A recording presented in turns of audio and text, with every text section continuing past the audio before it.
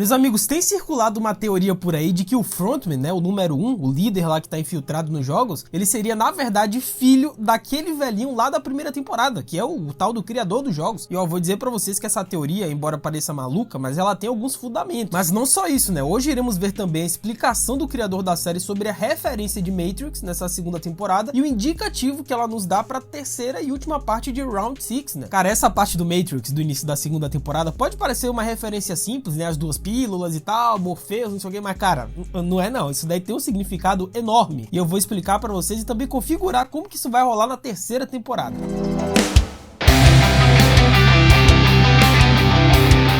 Hello my friends, Geek na voz, e é exatamente o que vocês ouviram no início do vídeo, tá? Estão teorizando por aí de que o frontman, né, o infiltrado nessa segunda temporada, ele seria na verdade filho daquele velhinho maldito lá da primeira temporada. Pois como vimos nessa segunda temporada, né, o frontman, vulgo número 1, ele perdeu sua esposa enquanto ela estava grávida. Porém, ficamos sabendo através do policial que o irmão dele, né, o do frontman, vulgo líder, foi adotado. Ou seja, provavelmente eles são irmãos de pais diferentes, e é justamente aí que entra o velhinho. Porque se a gente retornar lá pra primeira temporada, né, o Ji-hoon, quando ele foi pegar ali o alimento dele, ele chegou para um dos guardas de rosa e perguntou se ele não tinha um achocolatado. Por quê? Porque o Ji-hoon, ele não gostava de tomar leite puro, né, e ele disse que desde criança ele não gostava disso. Aí o velhinho, que já tinha uma certa amizade com o Ji-hoon àquela altura, chegou para ele e disse o seguinte: você lembra muito meu filho, porque aparentemente o filho dele também não gostava de beber leite puro. Só que aí corta para a segunda temporada e o líder dessa vez, né, o número 1 dessa segunda temporada, ele simplesmente pegou o leite que ele tinha e ofereceu para outra participante. E aí ele chegou e disse: eu não gosto de beber leite.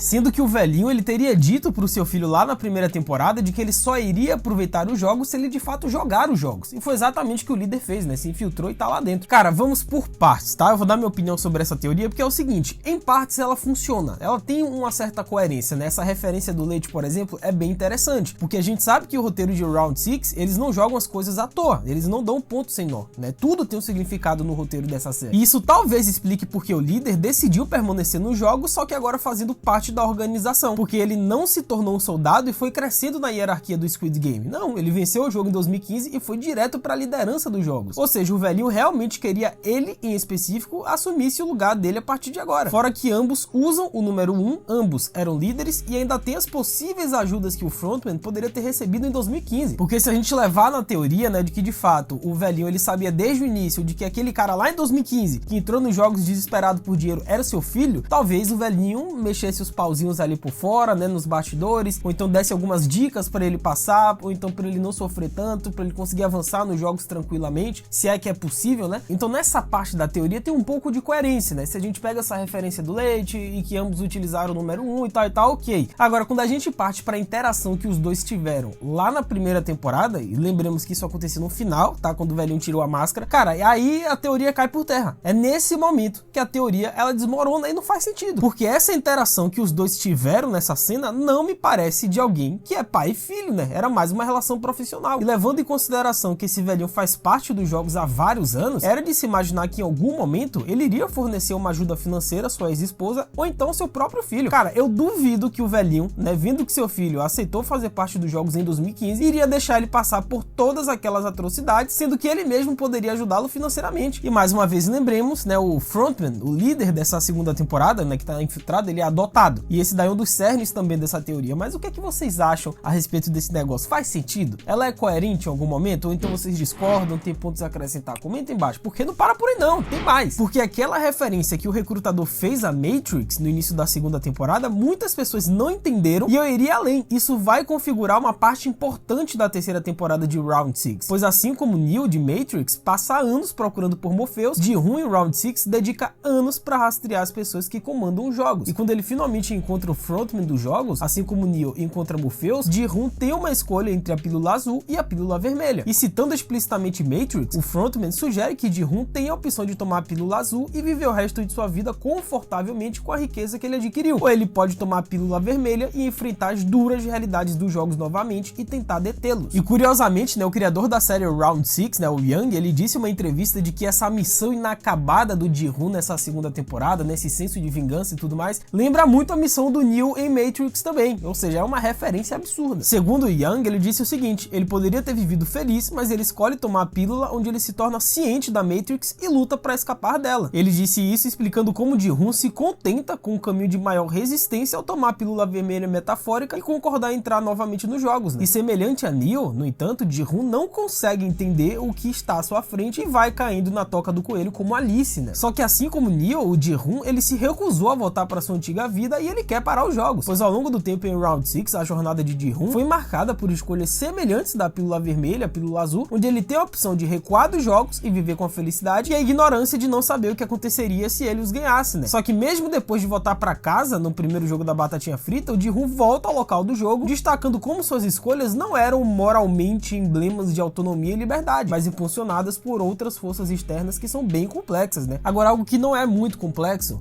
é a voadora no like embaixo, cara. Aproveita que nós temos muito ainda o que falar de Round 6, dessa teoria aqui de Matrix, porque ela é muito interessante. Deixa a voadora, se inscreve no canal, ativa o sininho e segue o Geek lá no Insta, tá? @LucasMGeek, eu vou te seguir de volta, a gente vai trocar essa ideia marota lá no Insta e nas outras redes também, porque eu tô postando conteúdos exclusivos por lá, então faz tudo isso que é nóis.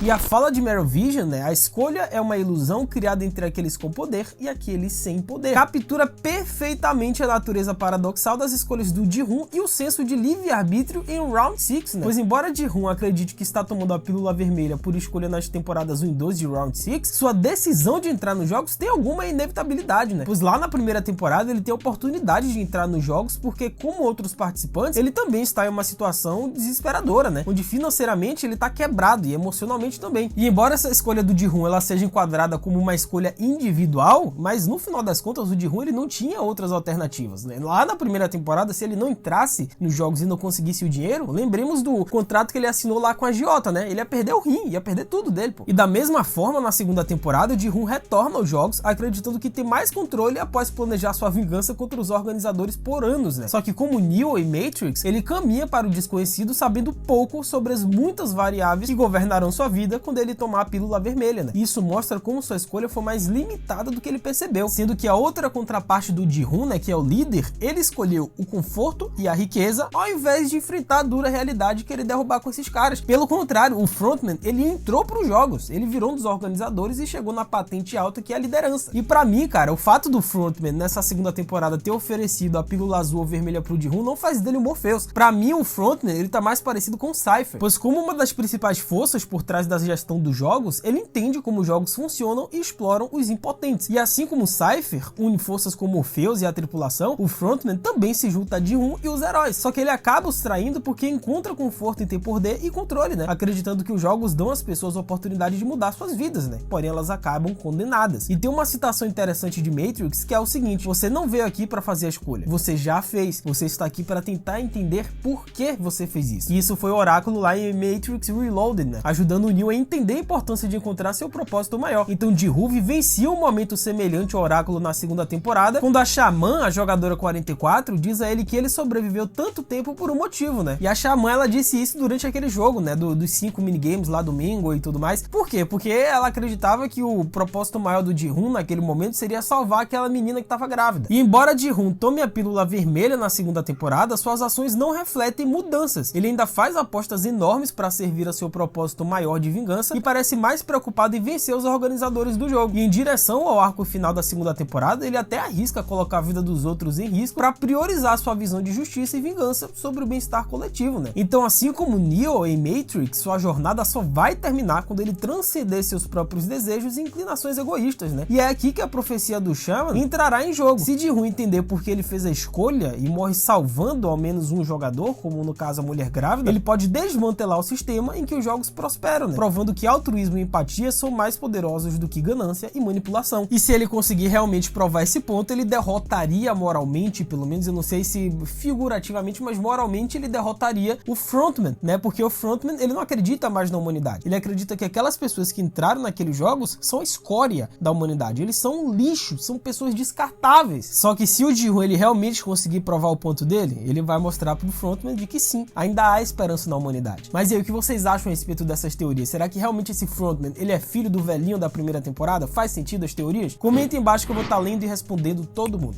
É isso, até a próxima, valeu, falou! e fui. Não, pô, o Tio Geek não sabe que o vídeo tem que ter 10 minutos, cara. Cara, agora que eu vou ter que ficar aqui enrolando vocês, onde já se viu, né, mano? Além de não ter um aumento, agora minha função é entreter vocês. Tá, cara, então vamos aproveitar o espaço e vamos divulgar o meu canal pra Zorra, né, mano? Pra quem não conhece, eu já falei aqui algumas vezes no canal do Tio Geek. Eu tenho um canal no YouTube que também fala de cultura pop e a Zorra. É mesmo, é? E o meu sonho é chegar nos 100k de inscritos, e atualmente tá com 21k. Será que eu posso contar com a ajuda de vocês pra realizar isso, mano? É claro. É claro. Cara, se um dia eu chegar nos 100k de inscritos, o Tio Geek vai raspar o cabelo. É sério? Mentira, não vai não, mas seria engraçado, vai dizer. Então com essa eu me despeço. É isso aí, valeu, falou. Eu entendi a referência.